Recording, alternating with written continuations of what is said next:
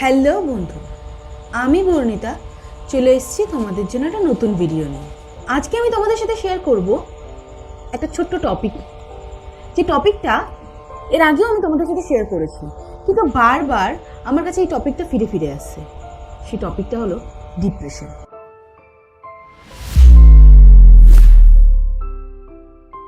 কথাটা শুনতে যতটা ছোট লাগে, কথাটার মানে কিন্তু অনেক গভীর। এই ডিপ্রেশনের কারণে অনেক ছাত্রছাত্রী তাদের নিজের পড়াশোনাটাকে শেষ করে দিচ্ছে। এই ডিপ্রেশনের কারণে অনেক চাকুরিজীবী ছেলেমেয়েরা তাদের নিজের কেরিয়ার নষ্ট করে দিচ্ছে।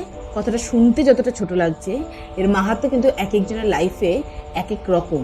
অনেকের মধ্যে একটা প্রশ্ন জাগে, এই ডিপ্রেশন থেকে কি এক্স্যাক্টলি বেরিয়ে যাওয়া সম্ভব? দেখো, ডিপ্রেশন থেকে তো বেরিয়ে যাওয়া সম্ভব, কিন্তু মন থেকে সবটাকে সম্পূর্ণভাবে মুছে দেওয়াটা সেটা কখনোই সম্ভব না।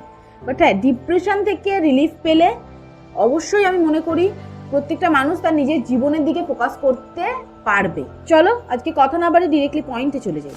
অনেকেই বলে ডিপ্রেশন থেকে বেরিয়ে আসা একেবারে সহজ নয়, কিন্তু ভালোভাবে দেখলে বোঝা যাবে যে ডিপ্রেশন থেকে বেরিয়ে আসা একদমই সহজ নয়, তেমনি একেবারে কঠিনও নয়। তো সেক্ষেত্রে কিভাবে ডিপ্রেশন থেকে বাইরে বেরোবো বা আমরা অপোজিট পার্সনকে বাইরে বার করব, সেটা সম্পূর্ণ আমাদের নিজেদের দেখতে হবে এবং আমার এই ভিডিওটা দেখে জানতে হবে। দেখে নিই পয়েন্টগুলো কি কি। নাম্বার 1, প্রত্যেকটা ধাপে ধাপেই আমাদেরকে স্টেজটাকে আস্তে আস্তে এই ডিপ্রেশন থেকে বের কিন্তু নিজেকে নিজেই করতে পারে। তাই তোমাকে আমি বলবো, নিজেকে মোটিভেট করো, সেলফ লাভকে বিশ্বাস করো। তুমি যতক্ষণ না পর্যন্ত নিজেকে মোটিভেট করতে পারবে, সেলফ লাভ শুরু করতে পারবে, ততদিন পর্যন্ত কিন্তু কখনোই ডিপ্রেশন থেকে বেরোতে পারবে না। তো ডিপ্রেশন থেকে বার করতে গেলে এগুলোকে নিজের মাথা থেকে বার করতে হবে। আমার মনে হয় যে তুমি যার সাথেই কথা বলো না কেন, ক্লিয়ারিটি মেনটেন করে কথা বলো, মনের কথা খুলে বলো, কিন্তু সেটাও ক্লিয়ারিটি মেনটেন করে বলো। মনের কথা শেয়ার করা। দেখো, মুখ বুঝে তুমি যত থাকবে, ডিপ্রেশন তোমাকে তত গিলে খাবে। তাই তোমার মনে যা আছে এমন বিশ্বাসযোগ্য কাউকে নিজের মনের কথা খুলে বলো, দেখবে মনটা অনেক হালকা হবে, তুমি রিলিফ পাবে। নাম্বার 2, তুমি একটা ভালো সাইকিয়াট্রিস্ট দেখাতে পারো। এতে লজ্জার কিছু নেই।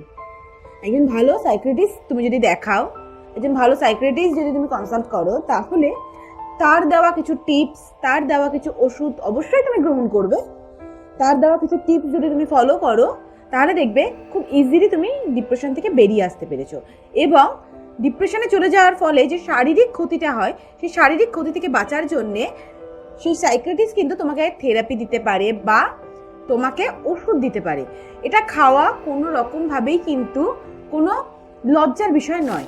দেখো, মানুষ মাত্রই প্রত্যেকে কখনোই পারফেক্ট হতে পারে না, কিন্তু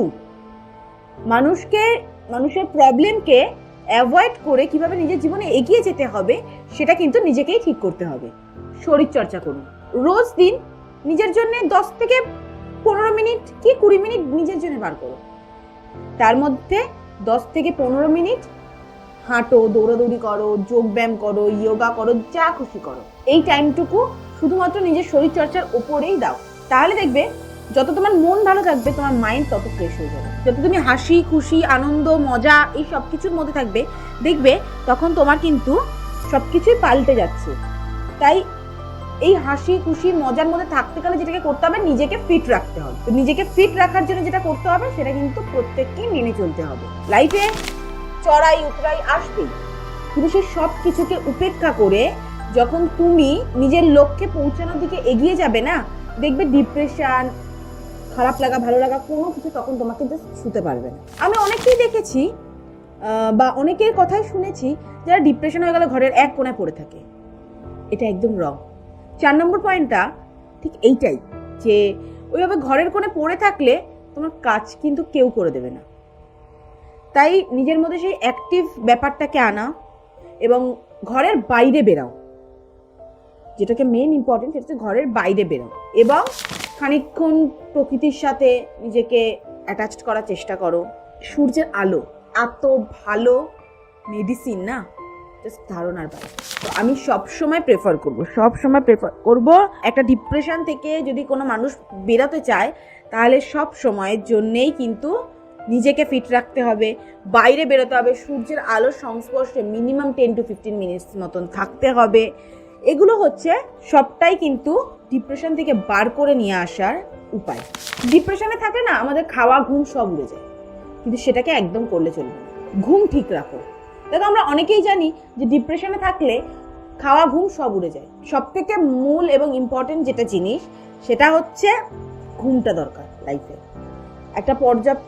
একটা প্রাপ্তবয়স্ক মানুষের ক্ষেত্রে এটা ভীষণভাবে প্রয়োজন। মিনিমাম 8 থেকে 9 ঘন্টা ঘুম কিন্তু প্রয়োজন, এবং যত তুমি বেশি ঘুমাবে তোমার মাইন্ড তত ফ্রেশ হবে। মাইন্ড ফ্রেশ হলে ডিপ্রেশন থেকে অনেক তাড়াতাড়ি বেরিয়ে যাবে, অনেক তাড়াতাড়ি। সোশ্যাল মিডিয়া থেকে নিজেকে জাস্ট হাইড করে দেবে। এই আমার আজকে দুঃখ হচ্ছে, আমি দুঃখ স্ট্যাটাসটাকে দিই, কালকে আমার খুব হ্যাপি লাগছে, কালকে একটু হ্যাপি সিরিজ।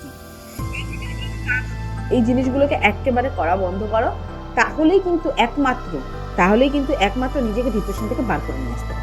আমি বলবো ঘরের এক কোনায় বসে না থেকে চুপচাপ জার্নাল শিখতে পারো, কিছু না হোক জার্নাল লেখো। প্রতিদিন তোমাকে আধা ঘন্টা 1 ঘন্টা দিতে হবে এরকম কোনো মানে নেই। নিজের জন্য 5 থেকে 10 মিনিট বার করো, এবং নিজের মনের যে অনুভূতিটা আছে সেটা একটা ডায়েরির পেজে ভালো করে লিখো। এটা করাতে কি হবে, এটা করাতে আর কিছু হোক না হোক একে অপরের প্রতি যে টানটা সেটা কমবে। তুমি নিজে ডিপ্রেশন থেকে বেরিয়ে আসতে পারবে। সবসময় নিজের কাছে জার্নাল নোট ডায়েরি রাখবে, যেটা তুমি যে কোনো